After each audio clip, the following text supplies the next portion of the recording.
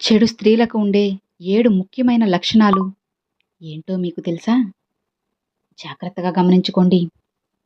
4 రోజులు బ్రతుకు కోసం నలుగురిని విమర్శిస్తావు. 3 వేలు నోట్లోకి వెళ్ళడానికి 7 లోకాలతో పోరాడుతారు. చివరికి మిగిలేది బూడిదేనని తెలుసుకోలేక ఎందుకో ఆరాటపడుతూ ఉన్నారు. ఆ సిద్ధాంతం, ఈ సిద్ధాంతం అని అలుపెరగని పోరాటం చేస్తూ ఉంటారు. ఇవన్నీ కూడా విద్యని తెలుసుకొని బ్రతికిన 4 నాళ్ళే. 10 మందితో కలిసిమెలిసి బ్రతకడమే కదా అసలైన జీవితం అంటే. రోజులు మారాయని తెలుసుకో. ఒకరి కష్టం ఒకరికి చెప్పుకొని సాయం చేసే రోజులు పోయి, ఒకరి కష్టం గురించి మరొకరికి చర్చించుకుంటూ సంబరపడే రోజులొచ్చాయి. మనిషికి భగవంతుడిచ్చే సమస్యల కన్నా తమకు తాము కొని తెచ్చుకున్న సమస్యలే ఎక్కువగా ఉన్నాయి. మనుషుల మధ్య అహంకారం, అజ్ఞానం, పెత్తనం, తమకు ఇష్టం వచ్చిన ప్రకారం నడుచుకుంటూ వాటి కోసం పరిగెత్తడం, పేరు కోసం తపన పడడం, ఇతరులను ఎదగకుండా చేయడం, ఇలా మనుషులు తమకు తాముగా ఇరుక్కొని నరకాన్ని పొందుతుంటున్నారు. ఎక్కువగా ఎవ్వరిని కూడా నమ్మకండి. అర్థమైందా? మోసపోతావు. ఎవరి కోసమో ఆలోచించకు. వాళ్ళకి అలుసైపోతావు. ఎక్కువ ఎవ్వరికీ విలువనివ్వకు. గౌరవాన్ని కోల్పోతావు. ఎవరిని ప్రశ్నించకు. శత్రువు అవుతావు. ముందుగా నా వాళ్ళు అని ఆలోచించడం తగ్గించు. ఎవరిని కూడా ఎవరి నుంచి ఏమీ ఆశించకు. అప్పుడే నీ జీవితం అద్భుతంగా ఉంటుంది. అసలు విశ్వాసం అంటే వర్షాలు పడడం లేదని ఊర్లో వాళ్ళందరూ దేవుణ్ణి ప్రార్థించడానికి వెళ్తారు. కానీ ఒకడు మాత్రం గొడుగుని తీసుకువెళ్తాడు. అదే కదా విశ్వాసం అంటే. నమ్మకం. తండ్రి బిడ్డను పైకి ఎగరవేస్తాడు. బిడ్డ ఏడవాలి కానీ నవ్వుతుంది. అదే నమ్మకం అంటే. మరి ఆశ అంటే మనం రేపు బ్రతికి ఉంటామో లేదో తెలియదు గాని అలారం పెట్టుకొని మరీ పడుకుంటాం. అదే కదా ఆశ అంటే. అర్థమైందా? నచ్చని మనిషి గురించి మాట్లాడకండి. ఇష్టం లేని వ్యక్తిని కలవకండి. మనల్ని చులకనగా చేసే వాళ్ళని అస్సలు మీరు పట్టించుకోవద్దు. అప్పుడే కదా మనం పూర్తి ఆరోగ్యవంతులుగా ఉంటాము. ఒక్కటి గుర్తుపెట్టుకోండి. ఎప్పుడైనా సరే ఒక్క విషయాన్ని జాగ్రత్తగా గుర్తుంచుకోవాలి. చెడు స్వభావం కలవారని తెలిస్తే వాళ్ళు సొంత వాళ్ళైనా పరాయి వాళ్ళైనా సరే ఎవరైనా సరే పక్కన పెట్టండి. ఎందుకంటే మన చేనులో పండే మిరపకాయలే కదా అని కళ్ళల్లో పెట్టుకుంటే అది మంటనే కదా మనకి అందిస్తుంది. చల్లదనాన్ని ఇవ్వదు కదా. దాని స్వభావం అలాంటిది కాబట్టి. ఏం చేస్తున్నావు అని కాకుండా ఎలా ఉన్నావని అడగండి. సంపాదన ఎంత అని కాకుండా సంతోషంగా ఉన్నావా అని అడగండి. పని ఉన్నప్పుడు కాకుండా పని కట్టుకొని మరీ మాట్లాడండి. పోయాక ప్రేమాభిమానాలు ఎందుకు? ఉన్నప్పుడు నేనున్నాననే భరోసా ఇవ్వండి. అసలు నేటి సమాజంలో అణిగిమణిగి ఉంటే అవసరం కోసం అంటారు. ధైర్యంగా ఉంటే బలుపంటారు. ప్రశ్నిస్తే పని లేదంటారు. ఎదిరిస్తే వెధవా అంటారు. స్టైలిష్గా ఉంటే బిల్డప్ అంటారు. కోపం ఉంటే కొవ్వు అంటారు. ఆనందంగా ఉంటే ఆడిపోసుకుంటారు. డబ్బుంటే మాత్రం పైవన్నీ పక్కన పెట్టి గొప్పోడు అనే స్థాయిలో చూస్తారు. గంజి గురించి చెప్పమంటే ఉన్నోడు బట్టకి, లేనోడి పొట్టకి అన్నాడట. భోజనానికి వేళలు చెప్పండి అంటే ఓ పండితుడిని అడిగితే ఆయన చెప్పిన సమాధానం, లేనోడికి దొరికినప్పుడు, ఉన్నోడికి అడిగినప్పుడు అని ప్రశ్నకు సమాధానమిచ్చారు. నిజమే కదా. దూరంగా నాటిన మొక్కకు కూడా పెరిగే కొద్దీ దగ్గరైపోతాయి. కానీ చిన్నప్పుడు దగ్గరగా ఉన్న మనుషులు పెరిగే కొద్దీ ఒకరికొకరు శాశ్వతంగా దూరమైపోతారు. బంగారు జింక భూమిపై లేదని రాముడంతటి వాడికి తెలియదా? చేదు కాలం వచ్చినప్పుడు ఎంత గొప్ప వాడికి కూడా మతి అనేది భ్రమిస్తుంది. చెడ్డ బుద్ధులు కూడా కలుగుతాయి. 2 చెవులు ఒక శబ్దాన్ని వినగలవు. 2 కళ్ళు ఒకే దృశ్యాన్ని చూడగలవు. 2 నాసికలు ఒకే వాసనను పీలుస్తాయి. అదేం విచిత్రమో కాని, అదేం మాయరోగమో కాని, ఒక నాలుక మాత్రం 2 రకాలుగా మాట్లాడుతుంది. జీవితం అనే పుస్తకంలో ఒక్కో పేజీ ఒక్కో అనుభవాన్ని నీకు నేర్పిస్తుంది. అందులో కొన్ని తీయనైన మధురానుభూతులు కలిగిస్తాయి. మరికొన్ని ఏదైనా చేదు జ్ఞాపకాలనిస్తాయి.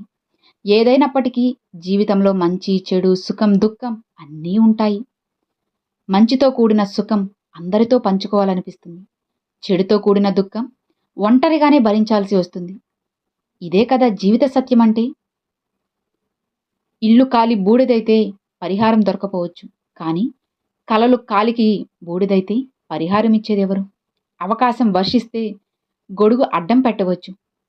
కళ్ళు వర్షిస్తే అనేది ముళ్ళు గుచ్చుకుంటే తీసి పారేయొచ్చు. మాటలు గుచ్చుకుంటే తీసేది ఎలా? నొప్పి ఉంటే మందులతో తగ్గించవచ్చు. నిజమేనా? ఎవరి వాకిలి ముందు శుభ్రం చేసుకుంటే వాళ్ళు ఏకకాలంలోనే ఊరంతా శుభ్రమైపోతుంది. అంతేకాని నువ్వు చీపురు తీసుకుని ఊరంతా శుభ్రం చేయడం అసాధ్యం కదా.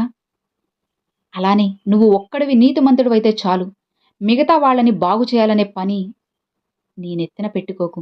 అది అసాధ్యం. ఎదురు దెబ్బ తగిలినప్పుడు తొందరపడకు. కాసేపు ఆగి ఆలోచించు. జీవితం నీకేదో నేర్పడానికి తప్పకుండా ప్రయత్నిస్తుందని తెలుసుకో. అందరూ స్వార్థపరులే. కొందరు తన కోసం ఆలోచిస్తారు, కొందరు ఇంటి కోసం ఆలోచిస్తారు, మరికొందరు కులం కోసం ఆలోచిస్తారు, కొందరు మతమని ఆలోచిస్తారు, కొందరు వ్యవస్థ కోసం ఆలోచిస్తారు, ఇంకొంతమంది ప్రాంతం కోసం ఆలోచిస్తారు, దేశం కోసం కూడా ఆలోచిస్తారు.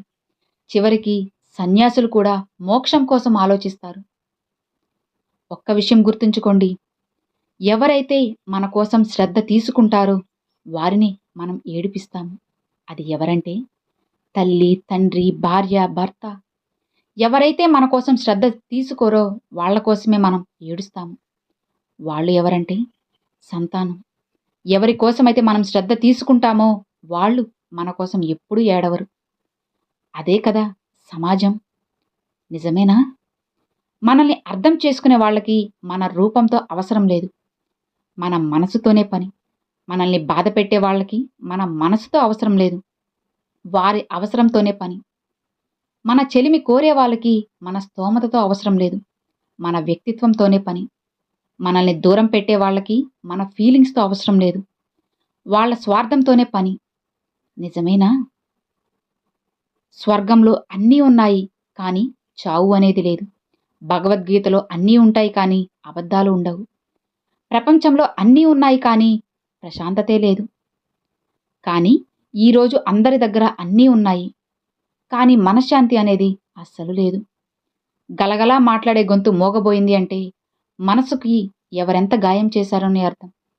నవ్వుతూ పలకరించే మనిషి చలనం లేకుండా శూన్యంలోకి చూస్తూ ఉన్నారంటే గుండెకి ఎన్ని గాయాలయ్యుంటాయో. నలుగురితో కలిసి ఉండే మనిషి ఒంటరిగా ఉంటున్నారంటే ఎన్ని అవమానాలు చూసి ఉంటారో కదా. నీకోసం నీ జీవితం మొత్తంలో నీకన్నా ఎక్కువ ఆలోచించేవాళ్ళు, నువ్వు బావుంటే చాలు అని తపన పడేవాళ్ళు ఒకరు ఉంటారు. నువ్వు వాళ్ళకి ఏదో చేయాలని అస్సలు ఆశించరు. నువ్వు చేయాల్సిందల్లా వాళ్లపై పెట్టుకున్న నమ్మకాన్ని కాపాడుకోవడమే. ఇదే నువ్వు వాళ్ళకి ఇచ్చే గొప్ప బహుమతి.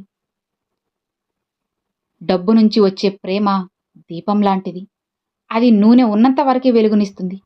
మనసులో నుంచి వచ్చే ప్రేమ సూర్యుడు లాంటిది. అది సృష్టి ఉన్నంత వరకు వెలుగుతూనే ఉంటుందని తెలుసుకో. ఈ రోజుల్లో తిండి లేక చస్తున్న వాళ్ళకన్నా తినలేక చస్తున్న వాళ్లే ఎక్కువ. ఎవరూ లేక అనాథలవుతున్న వాళ్ళకంటే అందరూ ఉండి అనాథలయ్యే వాళ్లే ఎక్కువగా ఉన్నారు. బాధలో తోడుండే వాళ్లకన్నా బావుంటే బాధించే వాళ్లే ఎక్కువగా ఉన్నారు. మంచి వాళ్లకన్నా ముంచే వాళ్లే ఈ సమాజంలో ఎక్కువ.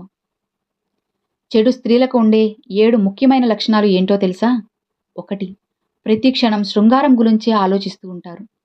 తట్టుకోలేని కోరికలు ఎప్పుడూ కూడా కలిగి ఉంటారు. ఇక 2వది, తమ భర్త ముందే పరాయి పురుషులతో నవ్వుతూ వాళ్ల మీద చేతులు వేసి చాలా చనువుగా మాట్లాడుతూ ఉంటారు. ఇక 3, అతిగా అలంకరించుకుంటూ భర్తను ఏమాత్రం పట్టించుకోరు. భర్త సోదరులతో అక్రమ సంబంధాలు పెట్టుకుంటూ ఉంటారు. ఇక 4, ఇంటిని శుభ్రం చేయకుండా మురికిగా ఉంచుకుంటారు. జుట్టు విరబూచుకొని ఇల్లంతా తిరుగుతూ ఉంటారు. 5, భర్త స్నేహితులతో చాలా చనువుగా ఉంటూ వాళ్లతో ఎక్కడికంటే అక్కడికి తిరుగుతూ ఉంటారు. ఇక 6, వాడు చేసిన తప్పులకి బాధపడకుండా సంతోషిస్తూ ఉంటారు. వాళ్ళకు నచ్చినట్లు వాళ్ళు తిరుగుతూ ఉంటారు. ఇక 7, భర్త ముందే పరాయి పురుషుల గొప్పతనాన్ని పొగుడుతూ ఉంటారు. భర్త మీద అక్రమ కేసులు పెడుతూ ఉంటారు. జాగ్రత్తగా గుర్తుంచుకోండి, జాగ్రత్తగా ఉండండి. అర్థమైంది కదా? Thanks for watching friends.